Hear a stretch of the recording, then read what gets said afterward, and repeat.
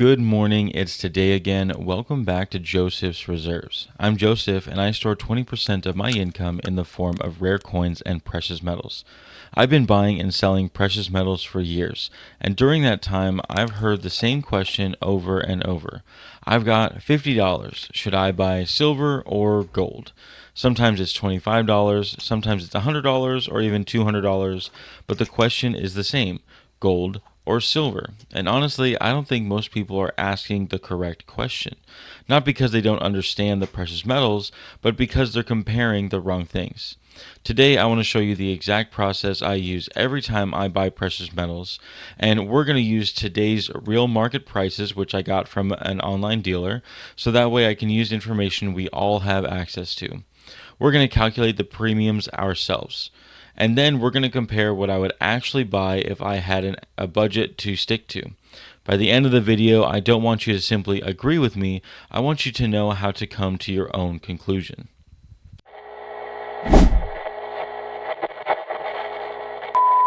Congratulations to Silver Serpents for being the first to get to my comment section in the last video. If you haven't already, definitely go check out his channel. One of the biggest mistakes I see on the internet is comparing an ounce of gold to an ounce of silver. The main point between this comparison is the performance and volatility differences, which I understand, and I make a lot of those comparisons as well. It looks like a fair comparison. After all, they're both 1 ounce, but financially, they couldn't be more different. An ounce of gold costs over $4,000 and an ounce of silver costs roughly $60.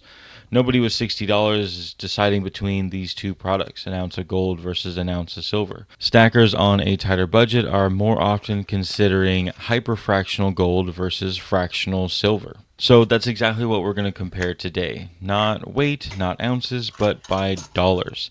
Because that's how real people actually make decisions about buying precious metals. So as a baseline, at the time I'm filming this, gold is trading at about $4,049 and silver is trading at about $58.55. Those numbers will change even by the time I post this video. So don't get too caught up on the exact spot price, because the process I'm going to show you, it actually works no matter where prices go. And once you understand that, you'll be able to compare any two specific products whenever you're trying to decide what to buy. So just in case this is your first time buying, we're going to go over a few almost vocabulary words that stackers use all the time. First off, spot price. Spot price is simply the value of the metal itself. There's nothing else added. No packaging, no minting, no shipping, no dealer markup, no demand for a specific product. It's just the value of the precious metal. Think of it as the raw material cost. Every physical precious metal product starts there. Next is the premium. Every physical product sells above its spot price. That's just normal. It costs money to refine the precious metals. It costs money to mint the coins, to manufacture bars, to package them, ship them, store them, and dealers have to make enough to keep their business open. Premiums aren't bad. In fact, without premiums, we wouldn't even be able to have a precious metals market. The goal isn't avoiding premiums, it's really just to understand them. Because once you understand the premiums, you'll start to look at every purchase very differently. The formula is incredibly simple. The premium is the purchasing price minus the spot value. So let's try it with an ounce of silver. Today's spot price is $58.55. Today's selling price is $64.41. So $64.41 minus the $58.55, and that is a premium of $5.86. It's simple, but I don't stop there. I actually want to know the percentage of the spot price that the premium is that we are charging. So here's another simple formula. It's the premium divided by the spot price. It's that $5.86 divided by $58.55, and that equals right about 10%. If you're following along on your calculator, make sure you remember to multiply it times 100 to get it in percentage instead of some decimal format. But don't worry, this isn't going to be just some massive math lesson. My point is that understanding premiums in a percentage of the spot value often exposes a lot of the hidden fees rather than looking at it at a dollar amount, especially when you're comparing two very different products. So today, since we're looking at hyperfractional gold and fractional silver, these percentages are going to expose the true premium. So let's get right into it. Let's start with a budget of $25. Maybe that's all you can afford to this paycheck. You're just getting started, or $25 each time is what you got. So on the gold side, that would look something like 3 Goldbacks. 3 of them cost $23.88. Each Goldback contains 1/1000th of an ounce of gold. That means that the gold within these 3 Goldbacks is $12.15, meaning you're paying $11.73 in premium. That is 97%. But if we compare that to silver, we're looking at a quarter ounce of silver, $23.30. The silver inside is $14.64, which leaves a premium of $8.66. That's a 59% premium. If my budget today were $25, which would I buy? Personally, I would buy the quarter ounce of silver. Not because Goldbacks are bad, they definitely do serve a purpose. They're fun, they're recognizable, they're incredibly small. Some people really like them for gifts, and some people like them because they're easy to carry around. But if my goal is simply owning the most precious metal for the amount of money, I would rather have the silver. Next up, a budget of $50 is where it actually gets pretty interesting. At this price, you finally have another option of gold. A 1/100th of an ounce today costs $50.63. The actual gold inside is worth $40.49, and that's a premium of just over $10, or roughly 25%. Honestly, that's much better than I expected.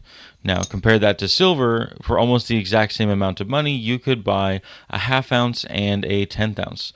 That total price is $51.83. The silver is worth $35.13, which makes a premium of $16.70, or about 48%.